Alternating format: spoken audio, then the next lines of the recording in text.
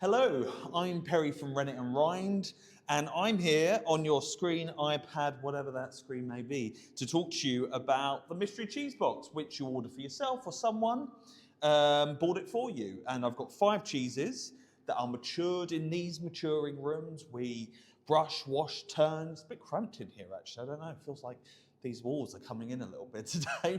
More cheese, that's good. Yeah, so essentially I'm a world cheese judge. I get to travel around the world judging, over 4,600 cheeses. Not just me tasting all that, there's a bunch of other judges. I've been honoured to be awarded Britain's Best Affineur of the Year. The first year it was run, the second year I came back and won. Last year I was invited to judge. This year I'm back on it. Got 3 lovely cheese experiments that I'm cooking up, and hopefully people like them, and that's exciting. So that's a little bit about what I'm doing. Remember, you've got your box, you get your biscuits in there as well on us, and you've got your little tasting note guides. You can go through that if you're a little bit bored of me talking about why I selected these cheeses. And then you've got your little cheese care guide, how to look after them, get the best out of them. So shall we dive in? I think we shall. So let's start off on a slightly somber note, which is a really unusual scenario. So we're going to start off with our first cheese, which is Benville, made by a lovely little cheese-making outfit called Hollis Mead. Now, this cheese has been on our radar for a while. I think some of you guys know that it takes us a long time to bring cheeses on board. We've got to make sure, they're consistent, they're up to our standard, that their ethics are all there, and most of that is ticks of the box. And then obviously we've got to launch it successfully. And we've had our eye on the Hollis Mead for quite some time, and it only really came into fruition really in the last couple of months that we were going to get in the mystery cheese box, and just tell you about what they're working on over there. Now, unfortunately, as we made the let's go for it, we're all ready, let's get it sorted. We had some horrible news, which unfortunately, the dairy has had to close. With obviously all the changes that are going on in the world, how difficult it is for businesses in general. So if you love this cheese, this will be the last time you can get it, which actually is very upsetting to me. To be frank, I'm slightly disappointed in myself that I didn't get something moving quicker. Maybe we could have helped, maybe we might not have, but this is a fantastic cheese, and I really had high hopes for it for the future. And yeah, you try this cheese, lock it in those old memory banks of yours, because, unless a rescue mission comes in and saves them, this will be the last time that you ever try it, which makes this board really special. It's not only a lovely bunch of cheeses that are artisan from small family farms, but it's a distinct reminder to you guys who love artisan cheese why you should keep on buying it. If you love it, unfortunately, money makes the world go round, and without it, you can't make amazing products. So enough about that. Let's focus on this cheese. It is a brie style. It is a triple creme cheese. Now, triple creme, the easiest way I can describe it is like making cheese out of the fat bit on the top of the, just lost some on the floor. Shit. Oh, sorry, I shouldn't swear. That's a very valuable piece of cheese. I will scoop that up later and throw it in the bin. Anyway, so triple creme cheese is like, if you get the old school milk, the fat bit on the top, the cream, it's like making cheese out of that. I'm paraphrasing a lot there, but if you imagine, those of you who love that bit at the top of the milk, you're going to be getting all those flavours. So we've got a really professionally masterful done rind. We've got enough bloom over the top, which is great. Small bit of geo on the front, a little wriggly kind of indentation. And I always like to see that white mould being knocked back a little bit. Just means there's more complexity to me in the milk even before I try it. Aroma, it's so good. So brie, right? Mushrooms, you know the drill. But there's a distinct savoury edge that I'm getting from it. Like almost borderline meaty, which is quite unusual, so I'm excited. So let's have a taste. Dense. Now I'm trying these a little bit colder. Room temperature, all that jazz you get up to. Sensational. It is so clean. It is like cheesy double cream milk with just enough bit of spiciness in there. But the texture is amazing. the thickness of that, it's like clotted cream. It is a sensational cheese, and I'm now all the more sadder for thinking that it's not going to be around anymore. So mineral and refreshing as well. When you get that thickness that's in there, you just get that kind of glass of like water, milk, refreshing over the palate. Such length and complexity. Yeah, that's an amazing cheese. Up there, one of the best. Real shame. You can really taste that organic milk that comes in there. Enjoy that and lock it into the banks, because for years the British have been after a Delice de Bourgogne kind of style, and this is it. So it's a real shame, a real shame. Let's hope they pop up in another dairy doing the same things they do, and I'll be in at the ground floor queuing with everyone else to get that going again. Yeah. Anyway, next cheese up. Going from something very, very new, not even listed online, won't be, moving to the Lincolnshire Poacher. So Lincolnshire Poacher, everyone knows it, like responsible for the British cheese renaissance in like 2004, you know, alongside Yarg and everything. Lovely, the Joneses, amazing human beings and people, phenomenal farm. Now, Lincolnshire Poacher doesn't come into our boards a lot because a lot of you add them to the boxes. But this profile is a little bit younger, a little bit knocked back. Normally we kind of go for something a little bit more challenging maybe in the profile. This is slightly younger, and hopefully we're going to get some new notes in there. Aroma, you have got that sweet nut. It is very hazelnut kind of area for me. And there's a slight fruit, not too much, on the nose. Let's have a taste. Lovely texture differential. Very dense but chewy. But we got that cream in there from a younger profile. That nuttiness goes a little bit watered down. It kind of falls into the nut milk kind of area. That fruitiness is a little bit dialed back in terms of the sharpness of the fruity, but it feels more like fruit rather tropical fruit. I think most people look at pineapple within poachers. That's what we kind of go for. This profile is a little bit more kicked back in terms of the easy going, like grapes kind of. It's not grapey. I'm just trying to categorize the acidicness of fruit. And this one's a little bit more kind of duller fruit, not in a bad way.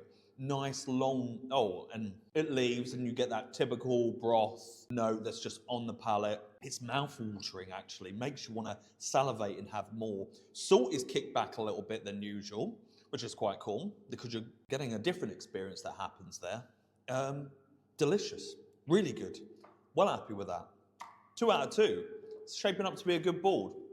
Next cheese up, Ashcombe, made by David Jowett, down in Gloucestershire, Cotswolds. Phenomenal cheesemaker, maker of Burford, which won Supreme Champion at British Cheese Awards. Just launched a brand new seasonal sheep's milk cheese, which is made from ex-Berkswell sheep, which I just find amazing because I love that cheese, which is called Hidcote.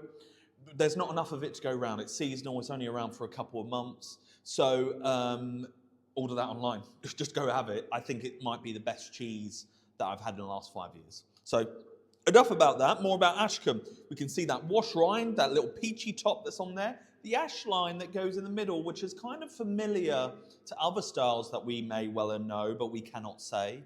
That's another story. So we've got that ash line running in the middle. We've got a milky kind of finish. Lactic, not too overly complex. On the rind, yeah, that hurts a little bit. On the rind, that's where you get all that activity and that good stuff happening. So if you're brave enough, give that a sniff because that's a dank gym kind of vibe, right? So let's have a taste. Nice texture again, smoother, a little bit of kickback on the pliancy, which is great. Nice and easy going. Nice milk, kind of covering the palate. Ooh, a little bit of spice around the rind. That aroma that we were having adds that degree of complexity. Slight little prickly pepperiness just under the rind. Another really refreshing cheese. The acidity and bitterness play a really fun part in that cheese. I think I always say, I try and go for a palate cleanser midway, you know, either here. But this is very kind of neutralizing. It's erasing the memory of the last 2 cheeses that I always talk about. That's why I chose this to be in here. Not to like bowl people away, you know, oh my God, that's so unusual. It's very familiar in a good way, like a good friend. It's, yeah, really kind of neutral, not too crazy, which makes it really moreish, like I want more and more. Great. Ashcombe. Next cheese we have up, Spenwood, Made by Village Made Cheeses, legendary cheesemakers, Anne Wigmore, who everyone loves in the industry because she kind of brought biochemistry to cheese, which is phenomenal. This is sheep's milk. I think we're going to be seeing some more sheep's milk over this time. Spring is there, and I just love sheep's milk. Obviously, this isn't made from spring milk because, you know, it was made a little while ago. You've got the wash rind on the outside, but it's a nice textural difference to the last cheeses that we have. We've got a little bit more age that's in there, and we should have a completely different simple flavour to compete with, which is nice. Nice kind of typical manchego, more manchego than pecorino kind of aroma that's in there, that kind of slight fruit nut that's there, but leaning into that savoury edge and a little bit of salt. Let's have a taste. Nice texture. We're getting that dryness that we haven't had in the other cheeses, which it's not about providing you all different cheeses of flavours, about textures as well. So it's nice to get that difference in the palate, allows your brain to open up and think about the flavours more. Delicious. We're getting a really cool vibe from this cheese. It is very, very savoury. You know, we're in kind of chicken bone, kind of like soup, you know, that you leave on the hob, kind of. You know, you've had your roast, you chuck your carcass in, you know, you're kind of reducing away. And I suppose that makes it slightly vegetal as well. There's a little bit of kind of like celery, I forgot the name of the veg, like ramusque kind of area that it's in. Really enjoyable. Oh, a nice nutty milkiness kind of that's encapsulating it, kind of in terms of almond. Now this is a cool cheese. Your final cheese, Beauvais. Love the cheese, love the people there. Robin, Cropwell Bishop, really nice people. They're famed for making Cropwell Bishop, Stilton, and they make this Gorgonzola Dolce kind of style, which is a real soft blue cheese, a real entry level, kind of feels approachable to people that go, blue mold. So this like feels far more approachable. Be warned though, I chose it because it's not one of the approachable varieties. It's got a little bit more punch than we're used to. Normally it's very creamy, and it is creamy in texture, but this one has a little bit more of that typical kind of Stilton area. Aroma, quite bitter really actually. The aroma isn't the greatest, and a lot of that's in there. Oh my God, texture. That is so fun. The texture, it just evaporates. It's like, bye. So you get the savoury and that bitter note that I was talking about, slightly tonicky that's there. When it evaporates, which it does dissipate at an alarming rate, it leaves this slightly perfumesque finish. Now, normally when I get a blue cheese and that's in there, I don't particularly like it, but this is very subtle. It lets you know what it's done, where it's been. It doesn't just immediately dissipate. It's on the pleasant end of that really nice perfumesque blue. Like really, really Moorish. Again, you got I would be surprised if anyone doesn't finish this board in one sitting, because they feel, one, it's an amazing board, right? My boards I put together, they're always really good, right? But there's some that just hit the level just above, and I think this might be one of them that go down as the all-time greats of the mystery cheese box. We've got a cheese that you've got to try and never have again, unless you buy another box, right? We've got, you know, poacher in a different way, so what people aren't used to. Ashcombe feeling really Moorish. Benwood, that savoury, that, you know, unapologetic savouriness, and then just the amazing texture of the Beauvais, just lifting. And they all complement each other so well. Love it. That is your 5 cheeses. Remember to share with a friend, support us. You know, let's keep these artisan cheeses still in business, because we're killing it. We're just so good at making cheese. And the more we buy of it, the less the corporates get, and the more nice people like the Joneses, like David, like the Wigmores and Robin get to put in their own bank account and thrive with their local economy. That's a rant, so I'll leave it there. Enjoy the cheese. Bye.